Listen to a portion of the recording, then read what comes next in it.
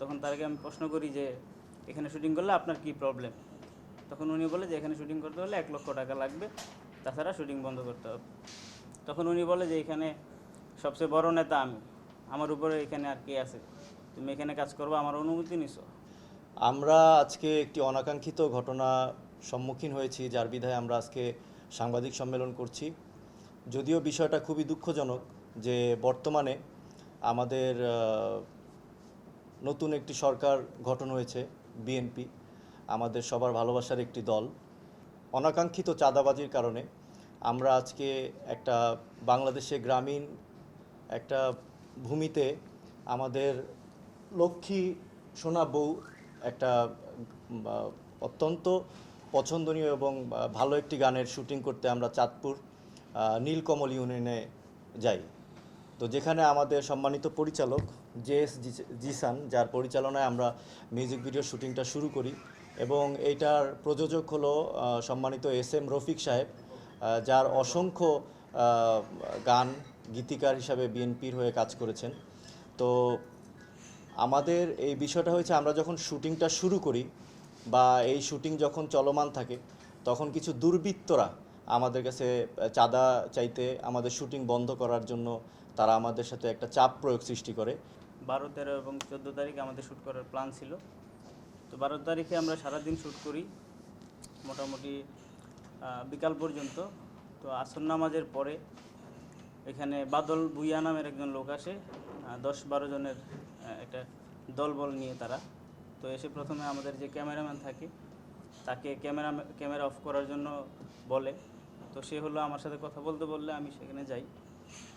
তো যাওয়ার পরে হলো সে ক্যামেরা বন্ধ করতে বলে, শুটিং বন্ধ করতে বলে। তখন তার আগে আমি প্রশ্ন করি যে এখানে শুটিং করলে আপনার কি প্রবলেম। তখন উনি বলে যে এখানে শুটিং করতে হলে 1 লক্ষ টাকা লাগবে, তাছাড়া শুটিং বন্ধ করতে হবে। তখন আমি ওনারে বলি যে ভাই তাহলে চলেন, আপনি সাইডে চলেন আমার সাথে, আমরা সাইডে কথা বলি, এখানে যেহেতু কাজ চলতেছে। তখন তিনি শাউট করা শুরু করে। তো ওই সময় হলো আমার এক ফ্রেন্ড আছে ছাত্রদলের, সে আসে। তো সে এসে বাধা দেওয়ার পরে সে অনেক চিল্লাচিল্লি শুরু করে এবং মারমুখী আচরণ করে। তো ওই সময় এলাকার যারা উপস্থিত জনগণ ছিল তারা তাকে প্রতিহত করে। তখন উনি বলে যে এখানে সবচেয়ে বড় নেতা আমি, আমার উপরে এখানে আর কে আছে, তুমি এখানে কাজ করবো, আমার অনুমতি নিছো।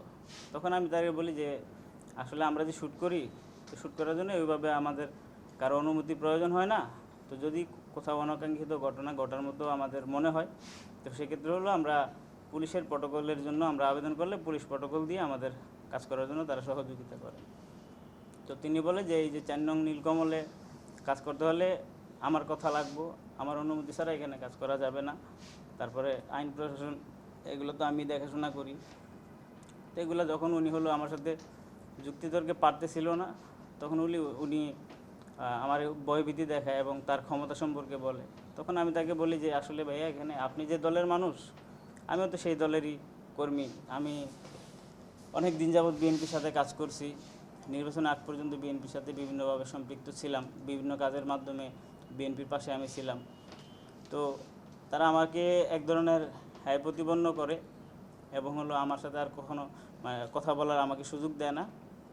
তোর ওই যে বিএনপির যে ছাত্রদলের যে আমার যে ফ্রেন্ড ছিল, ওর সাথে অনেক চিল্লাচিল্লি করে।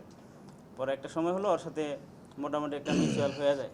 তো হওয়ার পরে হলো আমাকে যখন বলে যে তোরে আর এখানে শ্যুট করতে দিব না, তখন আমি বলি যে ভাই এটা কেমন ধরনের কথা, আমার জন্মস্থান এইখানে, আমার বাপদাদার বাড়িঘর আছে এইখানে, এবং আমি আমার নিজস্ব জায়গার ভিতরে আমি শুটিং করতেছি, তো এইখানে তো আপনার প্রবলেম হওয়ার কথা না।